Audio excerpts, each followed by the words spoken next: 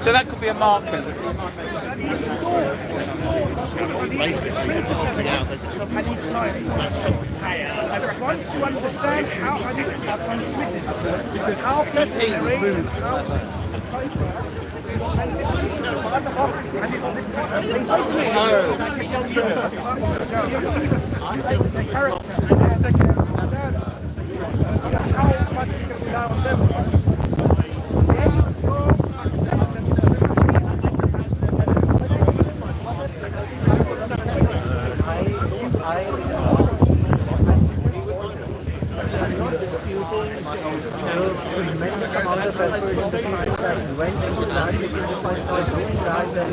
The Quran was also somewhat compiled so otherwise I'll start disagreeing with that. My challenge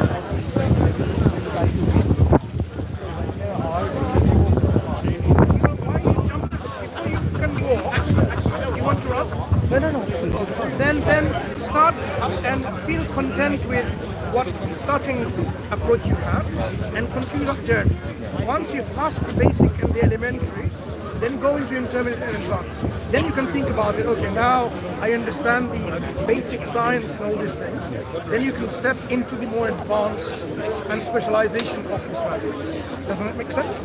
For sure. Yeah. For sure. So don't jump into running before you can walk. And for me, it's not that I'm trying to. I want to first work on myself. So that means that whatever I'm researching is for myself, so I can get closer to God. Individual learning could be a problem too. And that was my point, because when I start reading it and interpreting it in my way, I don't want to misinterpret it and go down the wrong path. And once I looked at that, that's where, to me, it kind of made sense following the school of thought who's done the homework for me, right? So, in the Shia school of thought, there's the concept of the field where I can leverage off someone else's dedicating their whole life to try to learn something, and whatever their rulings are, it just becomes easier to me to follow one step through. Similar concept in Islamic jurisprudence. I gave you an example of an approach where start with Malik. If you want to do taqleed, do the taqleed. Once you have developed yourself in understanding the basic principles of the school of fiqh. Now we went to the school of fiqh. How legislations are derived from the Quran and the Hadith, and if there are any other source material to derive from those scholars. So start with that. With the creed of Malik. But so this concept of the creed is then prevalent across all schools of thought. This seems to be quite a very widespread principle. Why? Because you cannot yourself. You must report right. And that's where I'm coming from.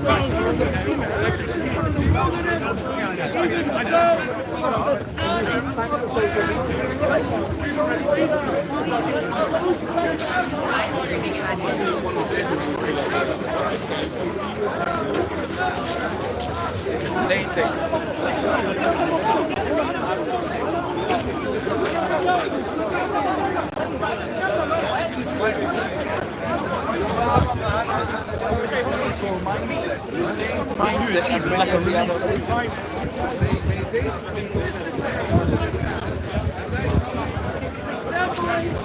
So have you heard the I can tell you why they're happy.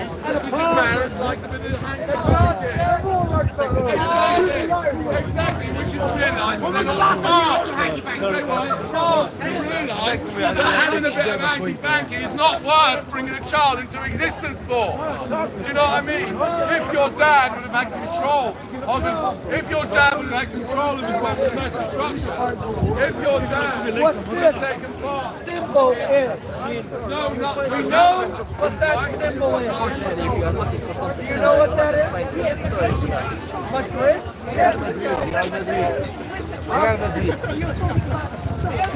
Real Madrid, club. That? Yeah.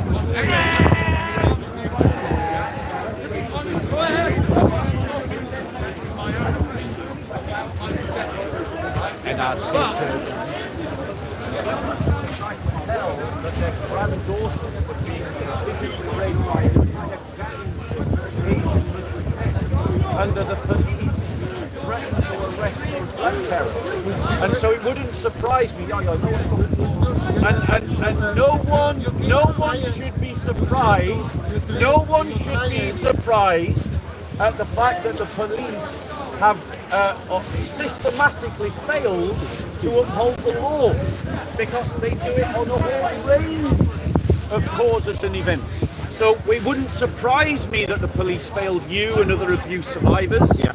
Just like they failed the children of the north of England. Yep. Just like they turned a blind eye to open support for terrorism and calls for violence on Palestinian marches, because our police only police those aspects of the law that are a concern to the ruling elites. They don't police those aspects of the law that are a concern to the rest of us. And what that tells me is, it tells me that all of us need to be a lot more active, a lot more vocal in challenging the police for police inaction when the police are so blatantly seen to be failing to do their duties. Yeah. I think the gentleman's got a question. In light of the recent abuse scandal from the Church of England, what do you think the Church of England can do to Well, I mean, this is the thing about institutions. The thing about institutions, by their very nature, is that they don't have normal, natural relationships. And I think one of the things that the churches need to be doing is recovering the sense of the family and the importance of the family, and the importance of not just offloading your children onto other people, but taking responsibility for the upbringing and care of your own children. This would be one. There's no silver bullet. Yeah. There's no one solution to any problem, and there's no one cause of any problem. Every problem has multiple causes, and every problem has multiple solutions. Now, I'm not an expert, but certainly the idea of appointing safeguarding officers in every parish is something that the churches are doing, properly vetting the people that are working within the church to make sure that they're doctrinally and socially sound, and requiring that anyone who works within a church has to disclose questions around whether they were abused themselves, around questions of their own sexuality, and looking for the markers that could indicate a vulnerability to, or a disposition to the possibility of abusing children, because there are observable patterns of child abuse that we can find them. We need to consult the specialists in those areas for the right kinds of strategies. I would make it a rule that no church worker can be alone with a child, ever, under any circumstances, and if ever they are alone, they immediately escort the child back into public view. And that should be the appropriate thing to do. And if a church can't make that work, then they shouldn't have any workers working with children. Full stop. The children just stay with the parents, and you deal with it that way. I think that's another thing that the church could do. But I think that there are questions in our society that we have to confront, which is that there has been now for decades systematic failings of the police to protect children. Well said. And there are systematic failings with our understanding of family that have left children vulnerable, that as a culture that we need to deal with. Yeah, that's well said. Okay.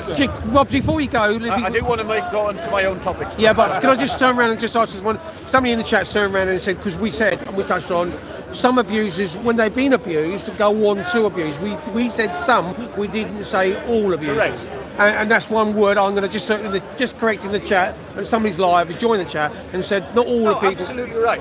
Absolutely right. I'm not saying, and I don't want anyone to hear that I'm saying that anyone who was abused will go on to be an abuser. Yeah. That's obviously impecably false. But there is a pattern. Yes. There is a pattern. And so what we've got to do is we've got to be alive to the patterns. We've got to be alive to the patterns and challenge and try to break the chains where they exist. And so if someone is asked, were you abused as a child, and they say yes, then you heighten your protections around children in that person's company, not because they are guilty, but because there's an increased probability of risk. And it's about managing increased probabilities of risk, not about saying people are guilty because they are victims. Okay, I'd like to go on to do my own topic. And then we're talking now. Then I was.